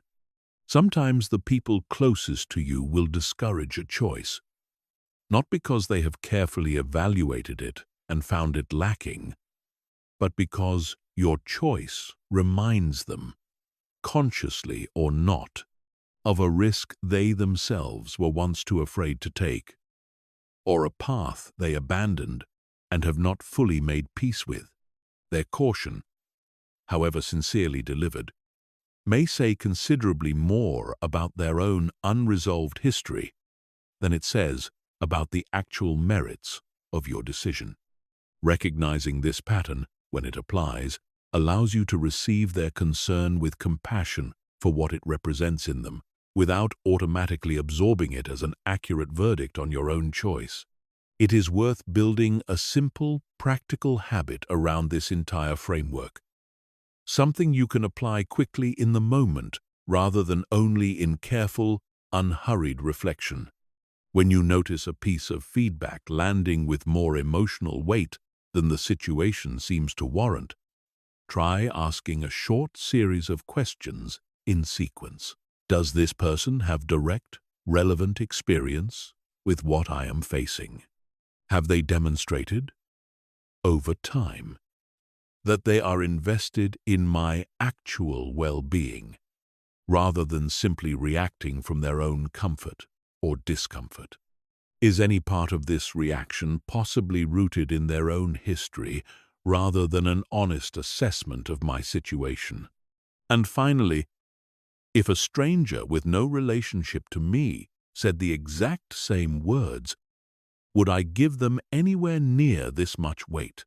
That last question in particular tends to be clarifying, because it strips away the emotional charge that comes purely from familiarity and forces an honest look at whether the content of the feedback, on its own merits, actually justifies the reaction it produced in you.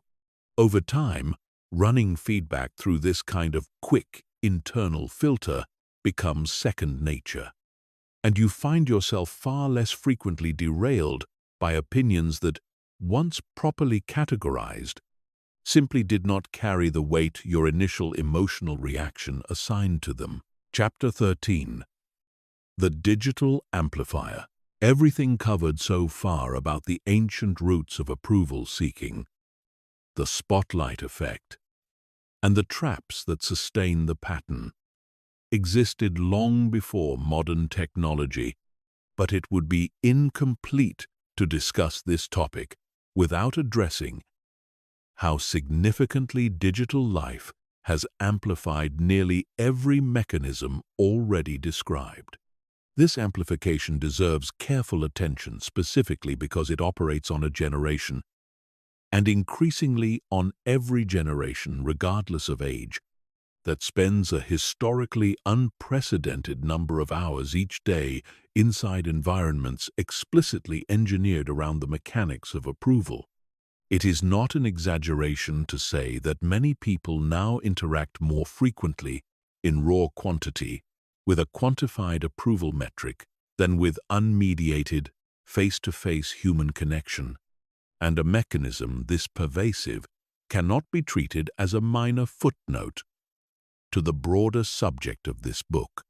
It deserves to be understood on its own terms, as a distinct and powerful force actively shaping the very patterns every previous chapter has worked to dismantle. Social platforms, by their basic design, transform what used to be an occasional, limited source of social comparison into a constant, nearly infinite one. In earlier eras, your comparison pool was limited to the people you actually encountered in your daily life, a genuinely small sample of humanity relative to the billions of people alive at any given time. Today, a single scroll through a feed exposes you to curated highlights from thousands of lives simultaneously, each one selectively presented to appear more successful, more attractive, more accomplished than the messy, complicated reality behind it. This creates a fundamentally distorted comparison environment because you are comparing your full, unfiltered internal experience, including every doubt, struggle, and ordinary day, against other people's carefully edited highlight reels. A comparison that is mathematically guaranteed to leave you feeling behind no matter how well your actual life is going. Beyond the comparison distortion, these platforms also introduce a new and historically unprecedented phenomenon: the quantification of approval itself.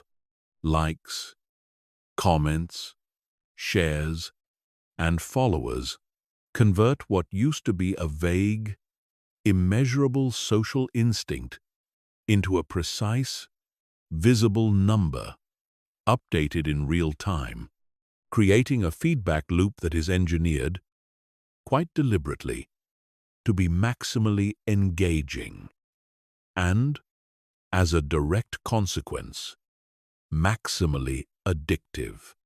Every post becomes a small experiment in audience approval, and the dopamine response tied to a strong reaction reinforces the exact same approval loop described earlier in this book, except now the loop can be triggered dozens or even hundreds of times a day, with a speed and frequency that ancestral social environments never provided, because ancestral environments simply did not offer the same volume of opportunities for public validation and public judgment within a single day. Understanding this amplification matters because it changes the practical application of everything discussed in earlier chapters. The daily practices around pausing, checking, and building internal evidence become significantly more important, not less, in a digital environment specifically engineered to keep the approval loop active and constantly stimulated. It is worth being honest with yourself about the specific role digital platforms play in your own experience of this pattern. Notice, without judgment, how you feel in the minutes after posting something publicly, waiting for a reaction. Notice how a period of low engagement on something you shared affects your mood, your self-assessment, your motivation to continue creating or sharing in the future. These observations are not meant to produce shame about using these platforms, which have genuine value and genuine benefits when used deliberately rather than compulsively. They are meant to build clear, honest awareness of exactly how much authority you have unconsciously handed over to a quantified, publicly visible approval metric, because awareness of that authority is the necessary first step toward reclaiming it. Some people find it useful, as part of this broader work, to deliberately create without an audience for a period of time, writing, making, or pursuing something specifically without ever sharing it publicly, purely to reconnect with the intrinsic satisfaction of the activity itself, separate entirely from any external validation.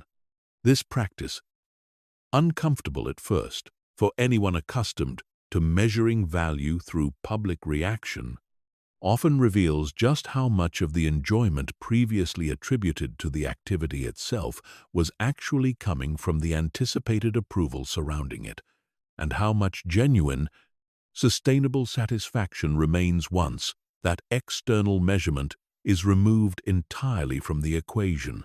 There is one more consequence of this digital amplification worth naming directly, because it is subtle and easy to miss. The way constant visibility can quietly train you to live your experiences with one eye already on how they will be presented before they have even finished happening. A moment that would once have simply been lived, absorbed, and felt gets partially converted in real time into content, into a version of itself shaped for eventual display. This habit, left unexamined, can hollow out the very experiences it claims to celebrate, because a portion of your attention is always diverted toward the anticipated audience rather than remaining fully present in the moment itself.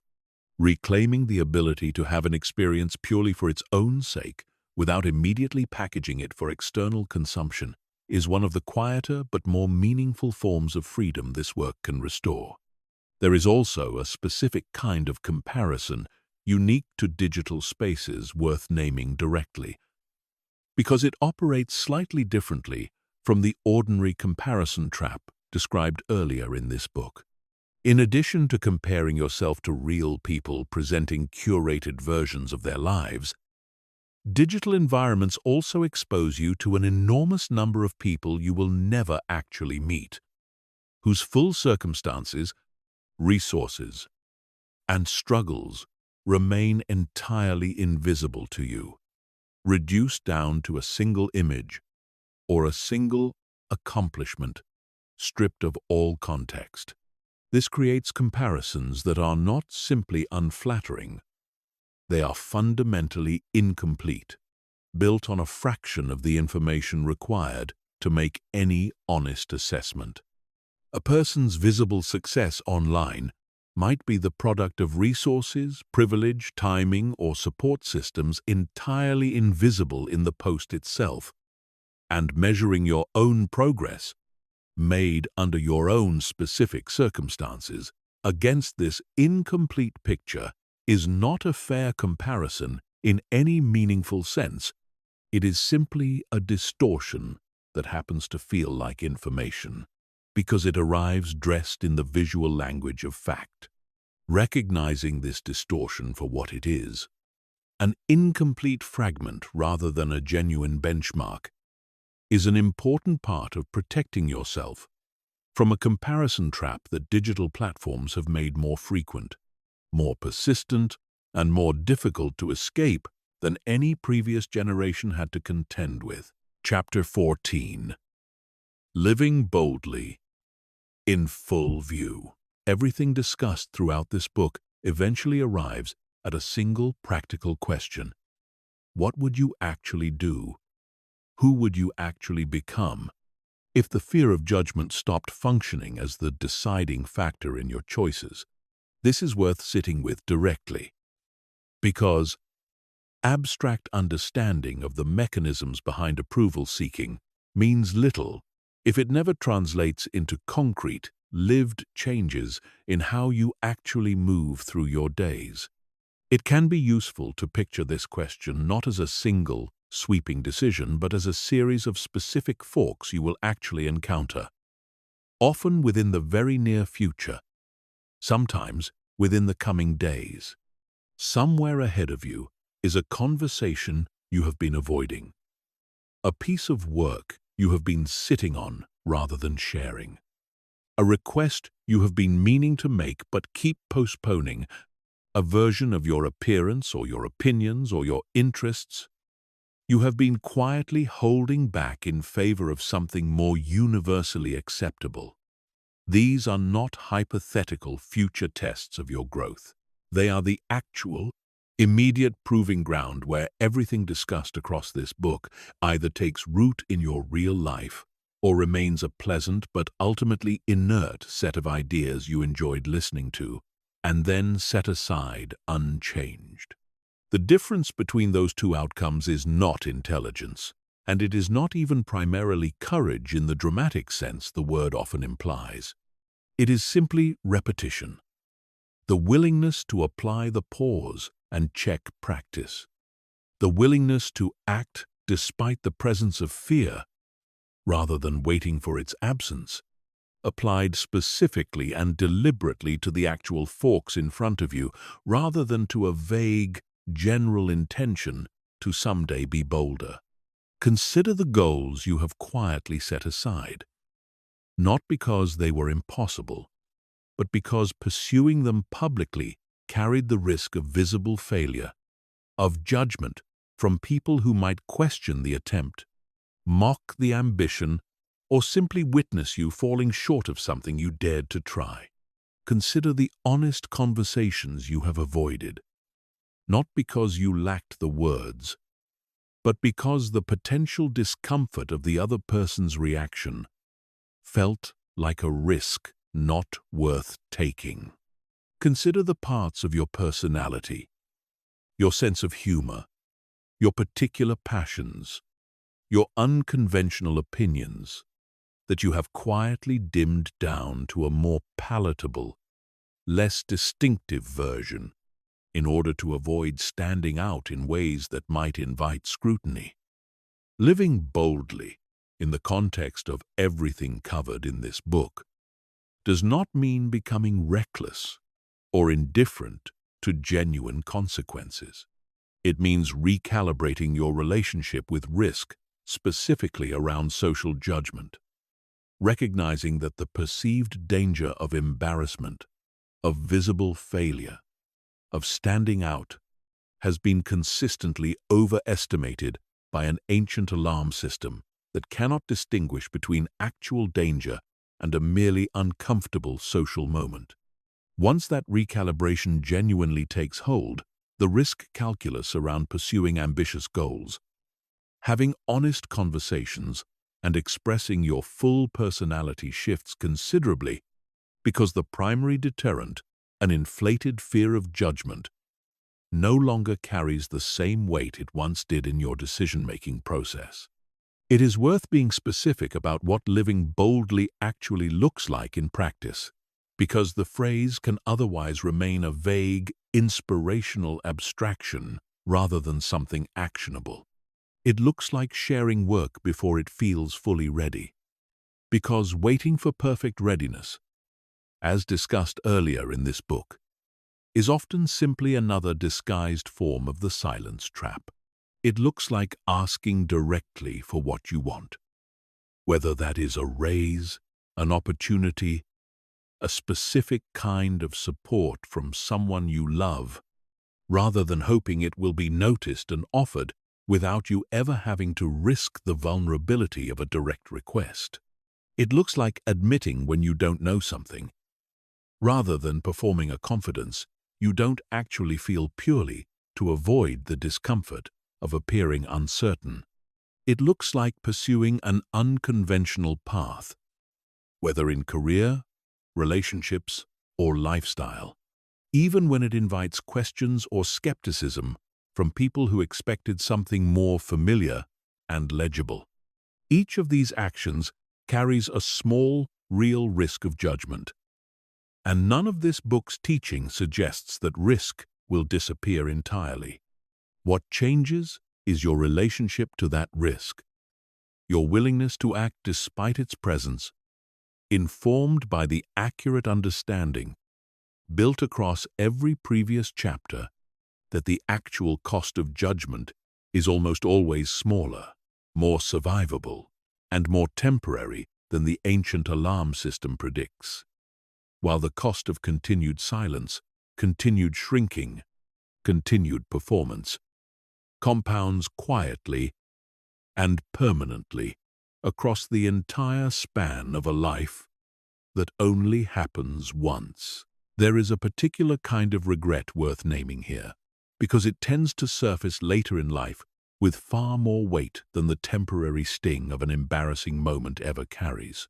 This is the regret of the unattempted, the goal never pursued, the honest word never spoken, the unconventional path never taken, simply because the fear of how it might look outweighed, in the moment of decision, the value of the attempt itself.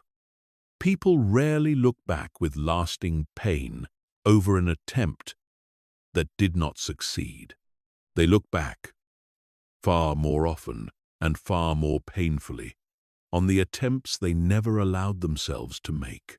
Keeping this asymmetry in view, that the risk of trying and being judged is almost always smaller and more temporary than the risk of a lifetime spent wondering, is one of the most reliable tools for tipping a hesitant decision toward boldness rather than retreat. It is also worth addressing the specific fear of appearing arrogant or overconfident, because this particular fear tends to keep many genuinely capable people from pursuing bold goals visibly, out of concern that ambition itself will be read as an unattractive character flaw rather than simply a reasonable pursuit of something meaningful. This fear deserves direct examination, because in most cases, the discomfort of appearing overly ambitious says far more about a cultural discomfort with visible ambition than it says about any actual flaw in the person pursuing their goals openly. There is a meaningful difference between arrogance, which involves dismissing others or claiming superiority, and simply being visibly, unapologetically engaged in pursuing something that matters to you. Most people, when they examine this honestly, discover that what they feared would look like arrogance actually reads to observers as something closer to admirable commitment, and that the handful of people who do judge visible ambition harshly are very often working through their own complicated relationship with unpursued goals of their own, which returns directly to the earlier point about opinions rooted in someone else's fear rather than an honest assessment of your situation. Chapter 15. The person you were always meant to become. This is the final chapter, and it is worth using it not to introduce new material, but to consolidate everything that has come before into a single, coherent understanding you can carry forward long after this specific listening experience has ended. You began this book with an accurate diagnosis. A version of yourself exists that only fully emerges in private, unguarded moments, free from the performance that governs so much of daily life. Across these 15 chapters, the goal has never been to manufacture a new personality or to convince you to become someone louder, bolder, or more externally confident than you naturally are. The goal has been considerably more modest and, at the same time, considerably more profound, to remove the accumulated layers of conditioning, fear, and inherited judgment standing between who you actually are and how you actually show up in the world, so that the gap between those two things narrows until it eventually disappears.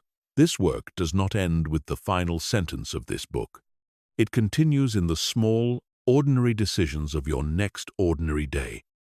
In the moment you choose to voice an honest opinion instead of a diplomatically edited one, in the boundary you set without an accompanying apology, in the goal you pursue visibly despite the possibility of visible failure, In the quiet, private moments where you choose to trust your own judgment over an imagined committee's verdict.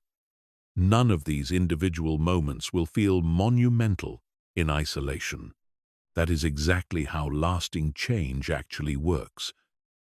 Not through a single dramatic transformation, but through the patient, repeated accumulation of small, consistent choices, each one a vote for the person you are deliberately choosing to become, rather than the person conditioning once shaped you into being.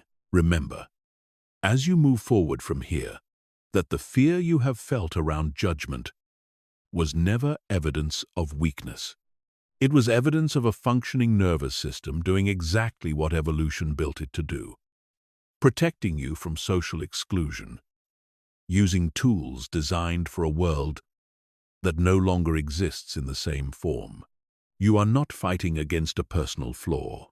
You are consciously, deliberately updating an ancient system to better serve the actual life you are living now. A life that, for the overwhelming majority of the judgments and rejections you fear, carries far less real danger than your body has been trained to assume. This update does not happen once and remain permanently fixed. It is maintained through ongoing practice, through the daily habits described in earlier chapters, through the continued, patient work of noticing old patterns and choosing, again and again, a different response. There will be setbacks along the way, moments where the old fear reasserts itself with surprising force, and those moments do not undo the progress you have made. They are simply part of the actual, non-linear texture of meaningful change. What matters most, in the end, is not achieving some permanent, flawless state of total indifference to every opinion, but building a life increasingly governed by your own honest values, rather than an audience that was, from the very beginning of this book, never watching quite as closely or judging quite as harshly as your mind had convinced you it was. Carry this with you as the closing thought of everything you have just listened to. Somewhere ahead of you is a version of your life fuller, freer, and more honestly yours than the one you have been living. Not because circumstances need to change first, not because you need permission from anyone, but because the only thing that was ever truly standing between you and that life was the belief that someone else's opinion mattered more than your own. That belief, examined closely enough across these 15 chapters, does not survive scrutiny. And once it falls away, what remains is simply you, finally free to begin.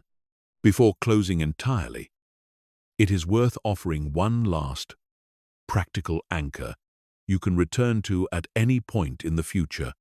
Whenever the old patterns resurface and the work of these 15 chapters starts to feel distant or difficult to access, that anchor is a single question, simple enough to ask in any moment, no matter how much time has passed since you first heard it here.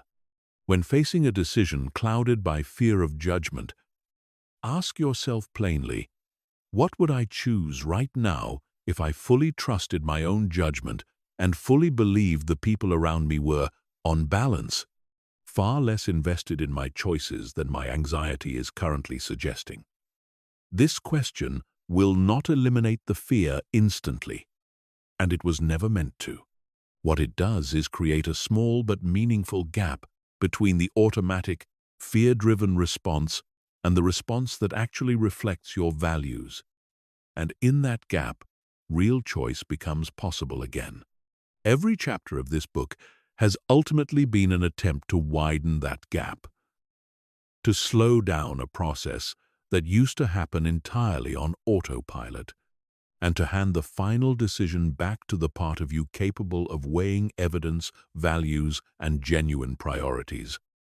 rather than leaving it entirely in the hands of an ancient alarm system, reacting to a threat that, in the vast majority of modern situations, was never actually there. Think, too, about the specific people in your life who would benefit from watching you live this way, openly, honestly, without the constant management and self-editing that has quietly shaped so much of your life until now. Children learn far more from what they observe than from what they are told. And if there are young people in your life watching you set an honest boundary, pursue a goal despite visible risk, or simply speak your genuine opinion, without excessive hedging, teaches them something about their own future possibilities that no direct instruction could ever fully replicate.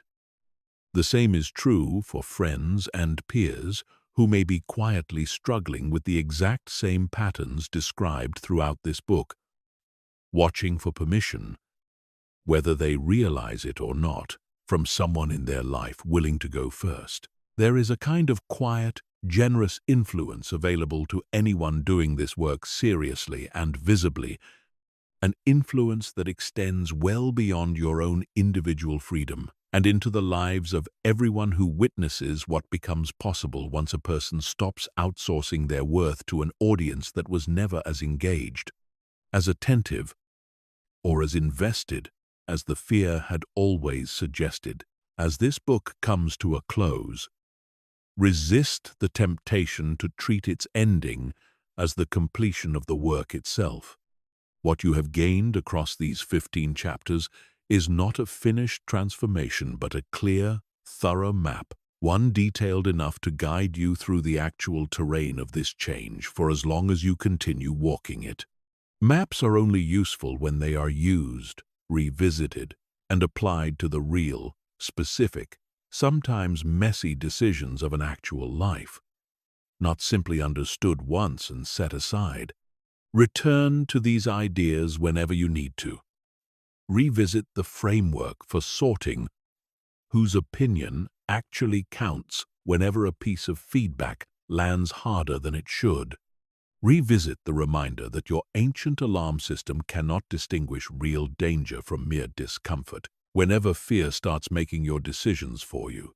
Revisit the simple, grounding truth that the audience you have spent so much of your life performing for was, in nearly every case that actually mattered, far smaller, far less attentive, and far less permanent than it ever felt in the moment. This is not the end of the work. It is the beginning of a life finally lived on your own terms, one honest choice at a time. For as long as you choose to keep making them,